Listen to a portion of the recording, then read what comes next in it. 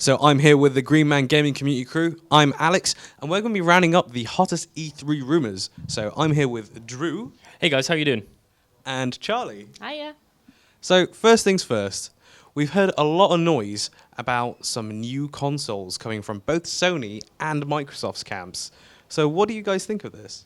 So there's two Microsoft consoles been rumored, right? There's the Slim Xbox and the Scorpio. The Scorpio Xbox, which is gonna be modeled by Rico from Just Cause 3. I mean, they've announced Oculus VR for the Xbox, right? Or they've rumored it. I can see it happening. There's one rumor about an Xbox like Chrome stick, which I think is going to be ridiculous. It's never going to happen, but they sound cool. I don't own an Xbox One, so I don't really care. But they sound cool.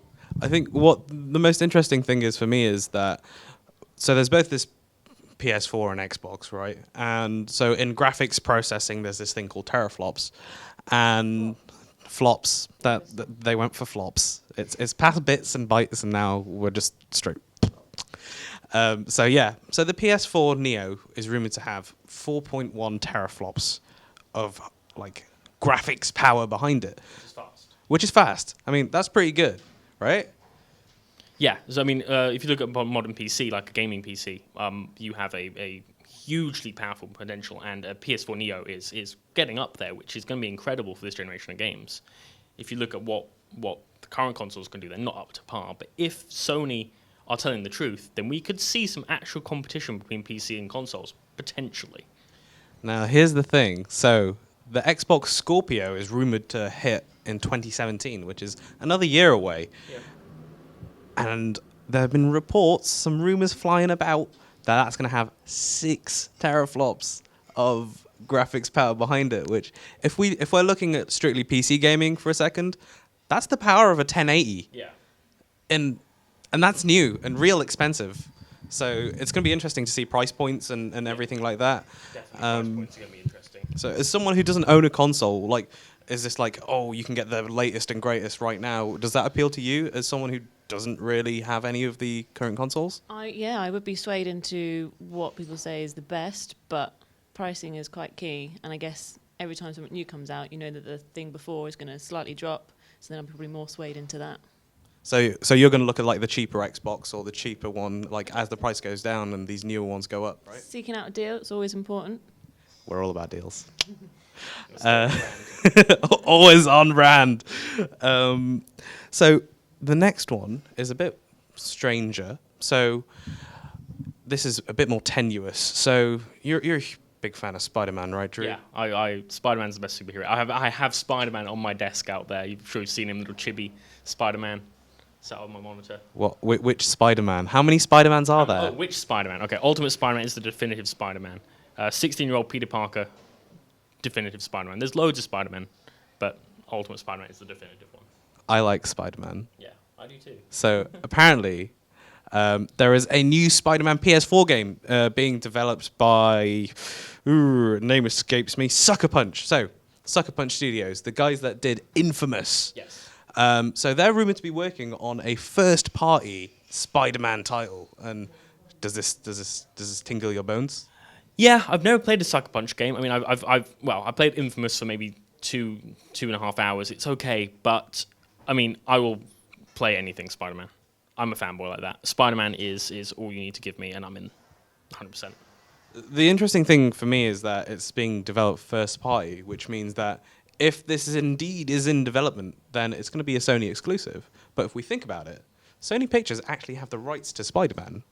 So Spider-Man rights are weird because Marvel own all the rights for everything but Sony, but movies, and then Sony have a new deal with Marvel to put Spider-Man back into Marvel, and there's this whole weird thing about Spider-Man, and I don't quite understand how it could be a first-party game because, yes, Sony own the movie rights, but then Marvel owns everything, and Marvel wants to make money, and Disney own Marvel, so Disney love money. It's a huge, big, mess, and I don't think it's going to be a first-party game. Ooh. What is it? What's your bet? Is it going to come out on PC and Xbox, or are we PS4 only? Not sure, but I'm not as big a Spider-Man fan as you, that's for sure. Not into Maximum Carnage. Maximum Carnage is so good. I mean, and now I'm thinking about it. You've got Disney games. I can't think of a single Disney game that's been console exclusive. I mean, Disney Infinity has been cancelled, but was on PC, and you can't use models on a PC. There's been no Disney game that has been recently that has been console exclusive. I don't see that happening. So if we carry on to the Microsoft train for a little bit, so we've heard loads of rumors about like them putting more support into PC gaming and things like that. So Quantum Break came out on PC, but it's kind of weird and broken. Like Yes, you absolutely can't broken. quite exit Yeah. anything. No VSync. No VSync. Like I know these are probably things we can all change in drivers and things like that, but the experience that PC gamers like us are quite used to having are very different than to what they're putting out. I mean, it seems like a more console-focused experience on Windows 10. But a really interesting thing that I've seen is a rumor going around that Age of Empires might be coming back. Of all games, Age of Empires. I mean, what do you guys think? Do Ensemble Studios still exist? I don't know who's going to be making it. I'm sure it's the same guys that did Halo Wars or something. So no, they're actually working on Halo Wars 2 right now, aren't they? For PC. I don't see them, a small studio like Ensemble, splitting themselves in half to create Age of Empires, I guess, 4 and Halo Wars 2, especially when Halo Wars 2 isn't out. Maybe potentially bringing back Age of Empires Online, which was pretty good, but I don't see any Age of Empires title coming. When was the last one? The last one, Age of Empires- 98? No, Age of Empires 3 came out in 2004, if I'm remembering correctly. Over a decade ago. Yes. Yeah, the one that everyone loves and adores is Age of Empires 2. And they're wrong, they should have done Age of Empires 3. This is a conversation for another time. So on to the next rumor is that Bethesda have been working on some stuff, right? I mean, we saw Doom release quite recently, and as we all know, like the pre-release kind of hype for that was a bit weird. Like we weren't sure kind of what way it was gonna go. Like the multiplayer wasn't great, but then the campaign was Incredible. something else, Game right? of the year. Game of the year. Absolute game of the year so far. Doom is- It's June. I don't care. Do you know it's June? I do. And Are you sure you know it's June? Yes, it is game of the year for me so far. Doom is incredible. And the rumor that they're making a Skyrim remaster right now is ludicrous. 5 years on, it doesn't work properly on the PS3 and the Xbox 360, so I guess I could see it maybe. But give us an Oblivion remake. Oblivion is the best role-playing game I have played in a very long time.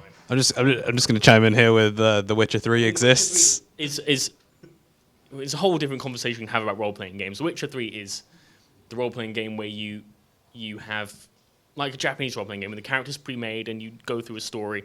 Oblivion was that game that just gave you pure freedom and just says, go and explore Cyrodiil. And it is so good. It's the prototypical open-world RPG. And they are missing a trick if they don't remake that, if they make Skyrim instead of Oblivion. Absolutely. So, Charlie, have you ever played any of these Elder Scrolls games or any open world games whatsoever? No, they're all pretty new to me, but I'm looking forward to you kind of showing me the ropes and what's what. It's pretty great because like the cool thing that all the Elder Scrolls games do is that in like the first level it kind of funnels you through a little set path and then it opens up and then you realize you can do anything. Like I think when I first played Skyrim, I killed a chicken in like the first area, like in a town, and then I was hunted down for killing a chicken. Yeah, there was an awesome era when Skyrim first came out where you would kill chickens could report crimes. So if you stole something in front of a chicken, they would report it to the guards. You'd be like, well, who told them? I killed everyone. And yeah. What if they were magical chickens? Sacred chickens. Sacred magical chickens. Well, the new Chicken Murder Simulator is going to be remastered. No, So don't want it. I'm not too hot on it. I would have preferred them to leave the franchise a little bit and then announce a completely new Elder Scrolls.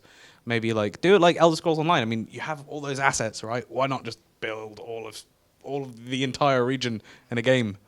I mean, like honestly, I know I harp on about The Witcher, but it's really made open worlds like a higher watermark for stuff. See, I feel like we haven't seen Red Marsh. We haven't seen what's the Breton area? I don't know what the Breton area is, but they have the ability to focus in so much more in depth. They focus on one area.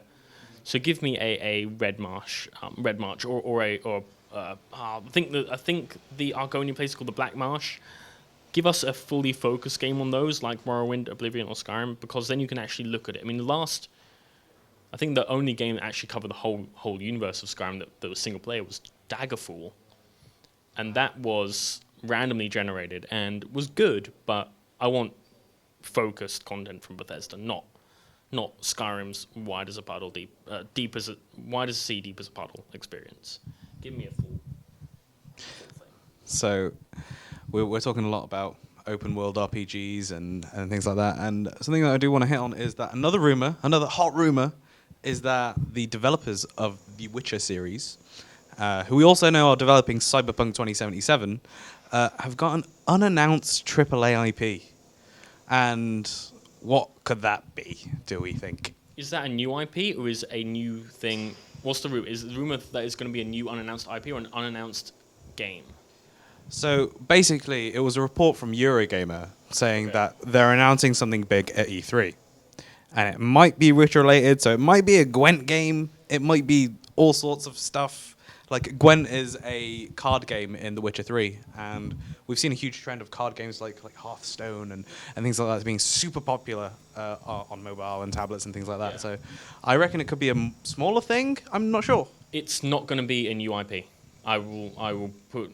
Viewers, if you're watching this, I will put down money. I'll buy Charlie and Alex a burrito if it's not true. It's not going to be new IP. They've said they're not working on anything new AAA until Cyberpunk 2077 is done. Okay. It's not going to be new IP. I'm excited for this burrito bet. Yeah, me too. And I think that's a hot burrito bets. I think that's going to be us for E3 rumors. I mean, we'll do a roundup of all the announcements afterwards, so watch those conferences and get excited. It's E3!